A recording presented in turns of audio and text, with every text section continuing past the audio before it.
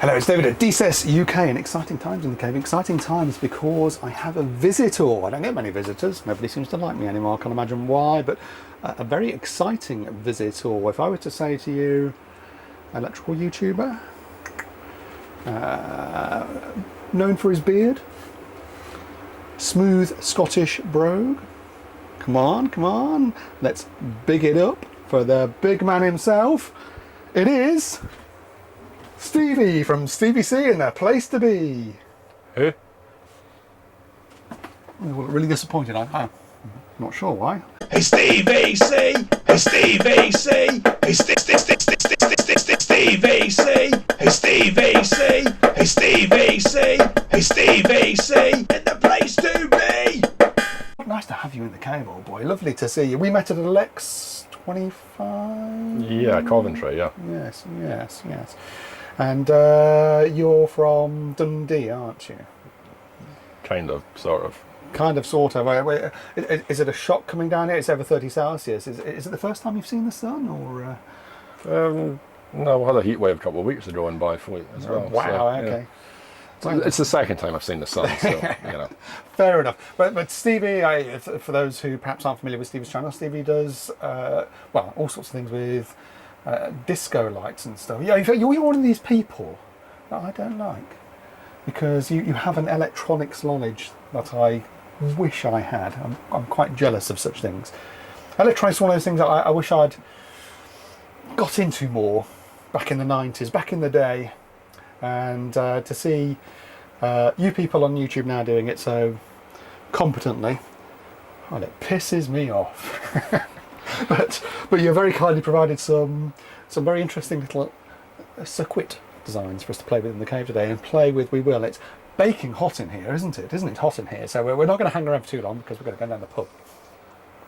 Yeah, chin chin. I'm not going to stick to the Fosters either. That's just the coldest thing in the fridge at the moment. But what do you think to the cave, old boy? Are you impressed? Yes, I'm impressed, but this is the weird thing about, I've been watching Dave's videos for I don't know how long, years, possibly decades, probably, I don't know, and it's a lot smaller than I thought it would be. Everybody says it's smaller, it's got a funny smell. There is a kind of stale semen smell. Can you pass me that waste bin that's behind you there? I really must stop wanking off onto this blue roll, because I'll put this over here because it does smell quite bad. But I think that's probably what's causing the smell. Oh, we've got a bit of a noise in the background as well, because we do have some kind of fan solution on. Obviously we don't have air conditioning in the UK. We don't have air conditioning in Blighty, because normally only need it for 3 days in a year, except for this particular heat wave, which doesn't seem to want to quit.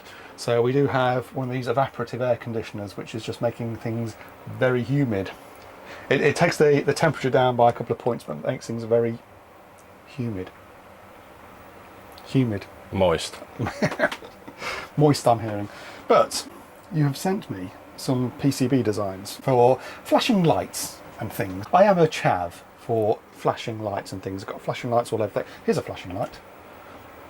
It's not really a flashing light. It's a faux rotating mirror LED light. That's one of the things I don't like about LEDs. They've taken over all the other interesting lighting technologies like discharge, xenon, strobes, rotating mirrors. I do like a rotating mirror light. You were remarking on the rotating mirror lights on my van, weren't you? Yeah. The old breakdown lights. Questioning why a Sparky would have such. Well, you know, you work on you driving to an emergency, you have well, not the boys and twos on, but you have the lights on. Say, get out of my way, I'm fixing a problem. Absolutely, yeah. Run the red lights. So long as you've got your disco lights on the roof, it's all right. It helps keep the traffic wardens at bay a little bit as well. So, you know, but I do like the sexiness of a rotating mirror light. But if it flashes or sequences in some kind of way, well, I find that quite interesting. Don't you find that quite interesting? Yes. I know you find that quite interesting, because you show yourself on your channel making. You've got there's a pub that you make the lights for, isn't there? Where's that? The Salty Dog in Dundee. They house, show off, sometimes buy or trade for beer. Quite a lot of my designs, yeah. See, I'm jealous of that. If I could design something for beer tokens at my local pub, I'll be all over it. And you have passed on to me here a prototype of the Savo 1000. Now, our man Chucky Cheese over in the USA, of course, also made some PCBs for the Saver 1000. If you haven't seen that video, you won't know what the fuck I'm talking about. But the Saver 1000 was a stairwell lighting Solution. solution, yes. I saluted it. So thank you for that. That's very interesting to have another variant. So I just need more stairwells to light now because I've got all these PCBs, so I'm going to have to do something with them. But yeah, isn't that super? And we were talking earlier down the pub where it was a lot cooler than this. I'm still making stuff on Vero board, but where do you get these sort of things made up? The JLC PCB. There you go. And minimum quantity? 5. Any size or any design or? Any size, shape, design. Speaking of which, you also sent me this, which is a rocket. A rocket ship PCB, which is very interesting. Was that made by the same company, was it? Yes. What's that, sort of A4 size? That's quite a large rocket. A4, 5-volt powered USB, whatever, designed to fit into an A4 poster frame. Indeed so. It's, yeah, and I've seen you've done a video about this where you mentioned that the legend is on the same size as the solder pads. Was that a mistake, or is that something that they just did?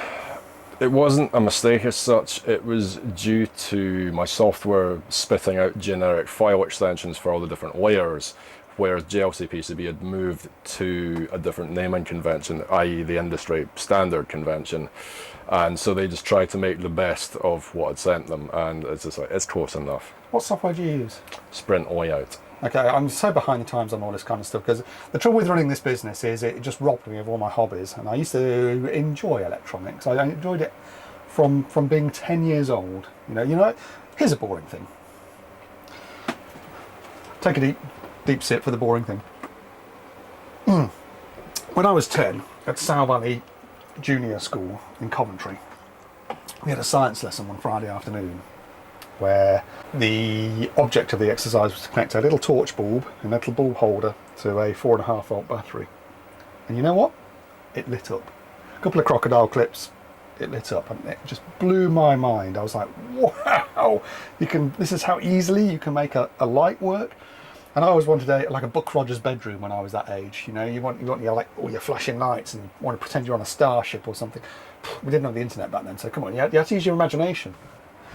So I dispatched my father to Electronic Services, City Arcade, Coventry, to get me what I called a square battery and some bell wire and a light bulb, and he dutifully came out with the correct components.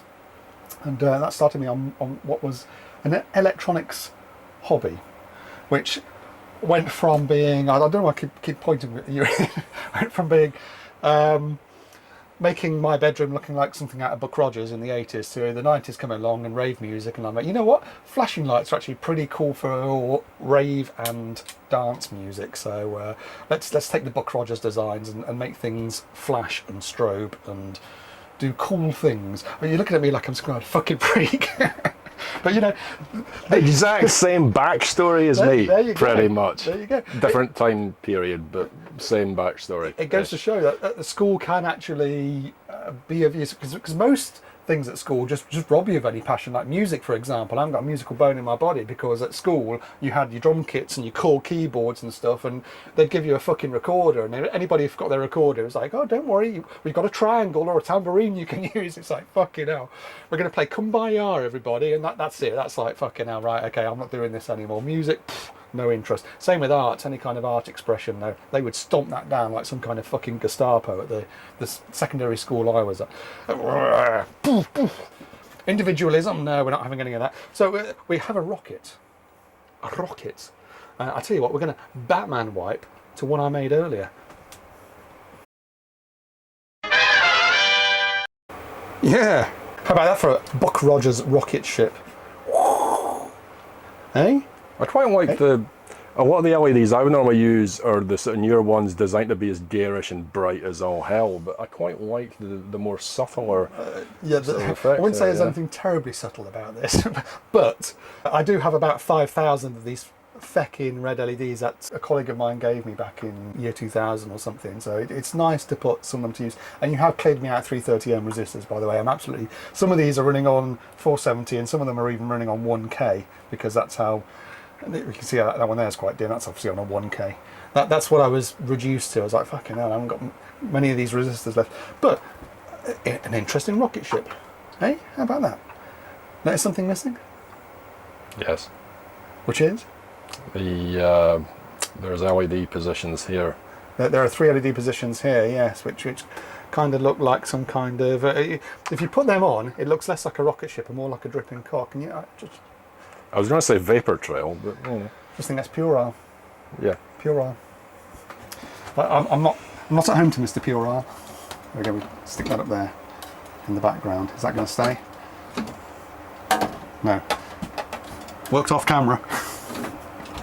But there you go. But that's the you have that on your channel, don't you? How to construct.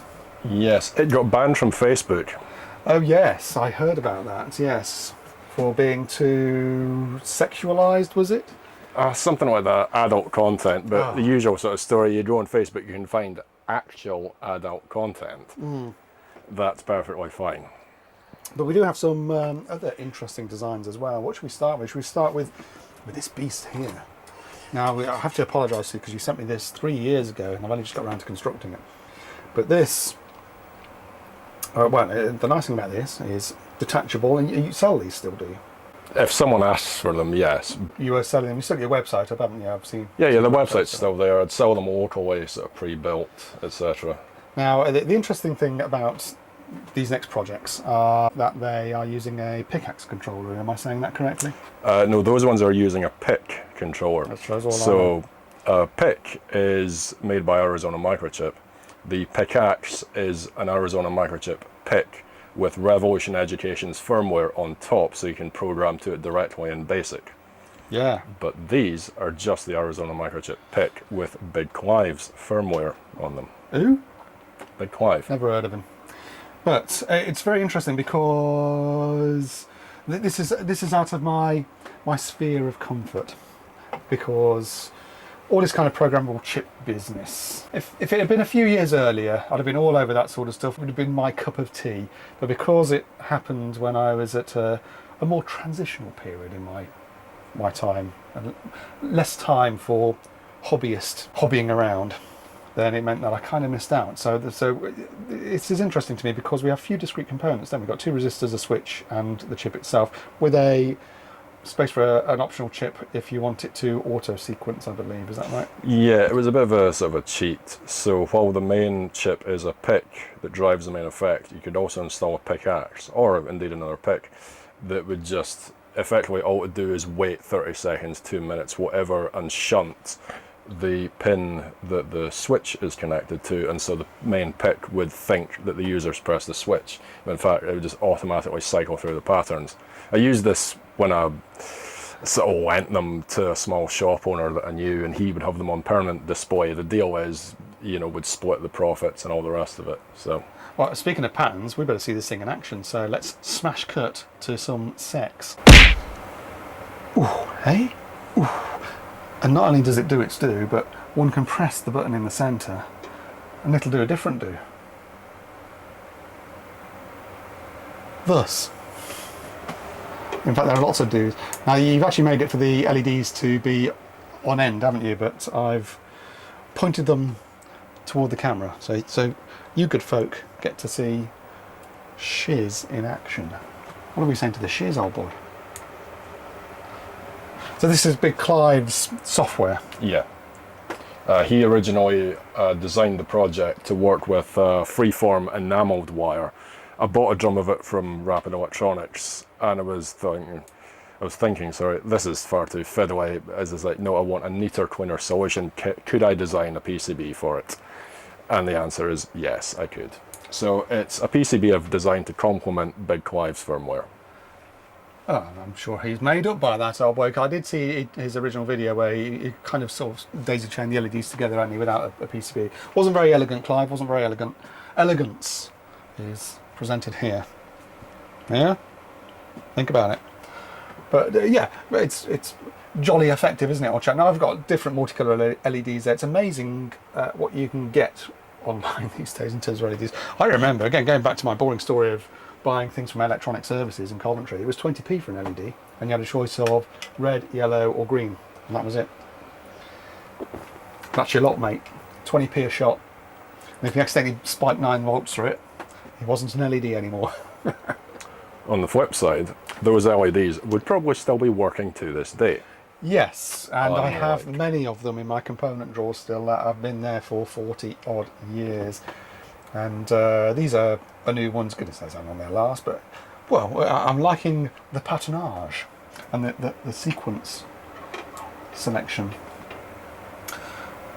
Yeah, I'm quite enjoying your choice of colours there, actually, I must say. Yeah, well, it wasn't my choice so much as what can you get from Amazon for £5. But you know, it kind of works, doesn't it? I did originally have some orange ones at the end that I had to desolder because they were just shite. I bought these orange ones back in 2013. I remember buying them, and well, they may as well not be on. They're just so fucking dim. It's just like, what's the point? But yeah, that's an interesting thing, and that is called the Testicicle. Testicicle. We're going to get some decent tunage to that later on, aren't we? That's quite the effect there. Perhaps we should put it on something less migraine-inducing for those who suffer from such. And it's interesting because, again, going back to the olden days, I know it's very boring, this old man talking about his youth, but we used to get things like Velman kits. Remember them that Maplin used to do? They were good kits for training on. There's an episode of Taggart. Taggart. Yes. I think it's like episode 68 or 70, somewhere around there. There's a gas explosion triggered by a bomb, and you look at the bomb sequencer, it just has Velleman. You freeze frame it, Velleman, light sequencer. It's just like... They made a lot of useful timers. Are they still going? I don't know. I've got a Velleman kit here. But there you go. There's a Velleman Christmas tree. And back in the day, you would buy these. Sometimes they'd give them away on electronics magazines, front covers, wouldn't they? I don't think you can get such things these days. And there's always discrete components. So this is just a couple of astable multivibrators. Am I saying the right thing? I forget now. I forget. It's just you've got two transistors. Yeah, flip-flopping, and then those transistors flip-flopping, and they're not in time with each other, so you get a kind of randomized effect, and you can have any kind of LED you like, as long as it's red, green, or yellow at the time. And that's actually on a cigarette lighter. So every Christmas I'll plug that in on the van, and we feel the season. It isn't the season at the moment because it's fucking hot in here. We need to get out of here. So let's crack on. We've got another kit that Stevie has very kindly provided, and this is the BigClivicle. Okay, well, let's fire these up. I need to get my fat head out of the way of this one because, well, we've got these as well here. This is a Big Clive program. They're downloadable from BigClive.com. The programs, aren't they? You just need your programmer. Yeah, pit kit. You plug it into your computer, flash the software or firmware. Yeah. And again, these are sequence alterable. Do they remember their sequences after a power off? Yeah. So what happens is the next time they boot up, they'll go into a power on self-test routine. It lets you check each LED works, and then it goes into the last program written into memory. They're very effective, aren't they? And these ones, I have bent the LEDs around so that they are sort of pointing down, which means that the red ones here are perhaps not coming up to quite so much on camera. It's very effective. It's very effective. And what do you reckon to the quality of the LEDs? These are old school. These are 25 years old plus. Yeah. These I got this week off Amazon. What's going to be working still in 20 years' time, do you think? Well, the old school ones, definitely. Can I just say, though, the camera is actually doing them justice. Obviously, they're much brighter on the, at least on the preview I can see here. Yeah. But odds are cheapy LEDs, especially the ones I buy from AliExpress, if they work in a year, brilliant. If they work in 5 years, hoo-hoo. They ain't going to be working in 10 years, probably. Old school ones, yeah. They'll be dim as ever, but those are going to work in 10, 20 years' time. That's a frustrating thing, isn't it? I've got equipment that has LEDs from the 80s when things were made properly, and they still work, and they've still got quite a good brightness to them. Things like power indicators and stuff, which are on, they're sitting there 24/7 sort of thing, and you know they go on for years and years. But we get a lot of frustration in lighting these days because you get things like your floodlights that use these LED cob chips, or whatever. Overdriven, not made to last, and connected in series, so one blows, goes pop, Black spot of death. Yeah, exactly that, exactly that. Now, again, hardly any components. You've got a switch, a resistor, and a chipette.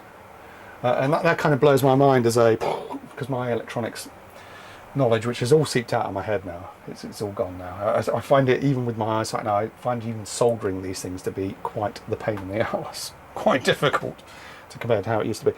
But I've got here, I've shown this on camera before. This is from my man Chuck in America.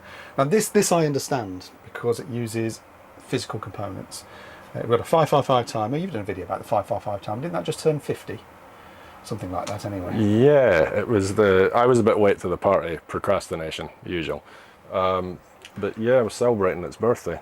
Yeah, isn't it just the most useful, ubiquitous kind of chip? I've used it many a time before. Chuck's paired it here with a 4017 decade counter. Again, cutting my teeth in my youth, I used to use the 4017 all the time. 10 outputs, 10 LEDs, and, well, one that pushes the button. I'll tell you what we could use this for. We could use it for Who's Buying the Pints when we get out of this bloody hot room and down the pub very shortly. So that was a practice go. If it lands on your half, you're buying the drinks tonight. If it lands on my half, I'm in the chair. Let's see what happens. Oh, excitement, excitement. What's it going to be? Cheers, Chuck. Nice one, mate. But yeah, I presume that, you know, you've got a couple of capacitors there, because there's no capacitors in any of these, are there? But I presume that one of the capacitors is controlling the speed or something like that. Neither one, I presume that actually the slowing down, would that be a capacitor delay, do you think? A capacitor discharge? That's yeah, it must slow down. It must be, yeah. But that's the kind of thing that I like to think I once understood. Perhaps not so much anymore, but that's an exciting little thing. It's an exciting thing. I've got another thing to show you here. This is my 555 Projects book. First printed in 1978, reprinted in 1990, which is when I would have bought it. And back before the internet, kids, look how brown these pages are. This is what you would read, a Star Trek red alert. The red alert sound on Star Trek is a sawtooth modulated tone. It starts low, rises slowly to a high value, and then drops suddenly and starts again. And there's a circuit here for making a audible oscillator using a couple of 555s that will make a Star Trek tone. I kind of want to make that now. I kind of want to make that. That sounds like it ought to be, you know, ought to be good fun. A sawtooth generator. But, you know, isn't that a fascinating little book? I haven't looked at it for years, but that's the kind of thing that I would be reading as it back in my youth. I've even got something here about some kind of model railway controller and that kind of shiz. Yeah, I would love something like that. Honestly, if somebody's waiting for a birthday present from me, you know, something like that. Because you could do it in software with a pickaxe, and there's things to be said for Arduino, Raspberry Pi. I'm not a fan of Raspberry Pi, Arduino, etc., because you're effectively using someone else's code to get what you want done. There's pickaxe, you're writing your own code at least, but here you could at least do it with just analog electronics. There just seems something a lot more special about, you know. Yes, And because, yeah, that would have been, yeah, see, when I was growing up, it was all, you know, microprocessors were here and they were becoming sort of more popular. It's just like I didn't really get brought into that. I had to go and learn the bits I wanted or needed to, but I didn't have the. I don't know. Can I borrow that? By all means. I suppose there's a question, isn't there, of if you're doing it in software, is that cheating to a certain extent, as opposed to I like the idea of the physical logic of each component having its own duty to perform. Of course, you could argue that there's more points of failure, I suppose, if you've got. But there's more serviceability. A component fails, you can go in with a meter and check. Yep, that's replace it. If it's done in software, or the chip dies, you know, or the person who built it isn't around anymore. Yes, and a schematic is obviously quite easy to follow. Well, I say quite easy to follow. If you have a schematic, you have a chance of being able to fix what's gone wrong, whereas if it's down to a chip with a program in it, you need to know the specifics of that program. I guess if you can replace the chip with something that's got the same program on it, if you can still get it, then fine. If Big Clive ever takes his website down and I need to replace one of these chips, then, well, I might be in trouble. But I'm sure he'll keep it going. I wonder if EA Parr is still going, if he wrote this in 1978. who dedicates it to his wife, who did all the typing against great odds. Don't you just love something like that? That's a wonderful little book, though. But yeah, there you go. You have a play with that if you want. You make a Star Trek whoop whooper. I'd like to hear that. But yeah, we didn't have the internet back then, so one had to go to the library and source one's own reference material. Is there porn in there or something? Electronic porn. Oof. Hey? Look at the diodes on that. I would. I think we should probably, if there's nothing else to discuss, put these things through their paces, put them to the test, and see if they can do some disco beats.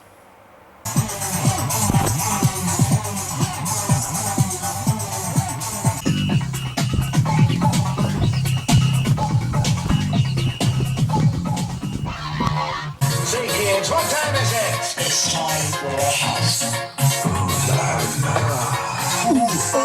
I'm the one and only dominant.